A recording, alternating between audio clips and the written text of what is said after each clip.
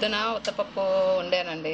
ఇప్పుడు మిగిలింది ఇప్పుడు చారు చేస్తున్నానండి. చారులోకి ఇవన్నీ ముక్కలు అన్నీ కోసుకున్నానండి. చింతపండు నానబెట్టుకున్న మిగిలిన పప్పు, టమాటాలు, బెండకాయలు, ఉల్లిపాయలు, పచ్చిమిర్చి వండి తాలింపులో ముక్కలన్నీ వేసానండి. కొంచెం కొత్తగా ఛానల్ పెట్టామండి, సబ్స్క్రైబ్ చేసుకోండి, మాకు కొంచెం సపోర్ట్ చేయండి. పొద్దున ఉత్తపప్పు వండానండి. ఇప్పుడు మిగిలింది ఇప్పుడు చారు చేస్తున్నానండి. చారులోకి ఇవన్నీ ముక్కలు అన్నీ కోసుకున్నానండి. చింతపండు నానబెట్టుకున్న మిగిలిన పప్పు, టమాటాలు, బెండకాయలు, ఉల్లిపాయలు, పచ్చిమిర్చి వండి తాలింపులో ముక్కలన్నీ వేసానండి.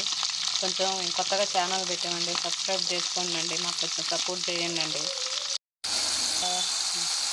అదండి ముక్కలు మగ్గిన తర్వాత ఇక ఇప్పుడు పప్పు చింతపండు పులుసు పోసి చారు ఇవ్వండి. రసం పోసానండి. ఇది పప్పు చారు అండి, సాంబార్ కాదు. కొంచెం పప్పు ఉంటే చారులాగా చేస్తున్నా సాయంత్రానికి. కొంచెం సపోర్ట్ చేసి సబ్స్క్రైబ్ చేసుకోండి, కొంచెం సపోర్ట్ చేయండి. కొత్తగా ఛానల్ పెట్టాము మేము. అదండి చారు మరుగుతున్నాయి, కొంచెం సాంబార్ పొడి.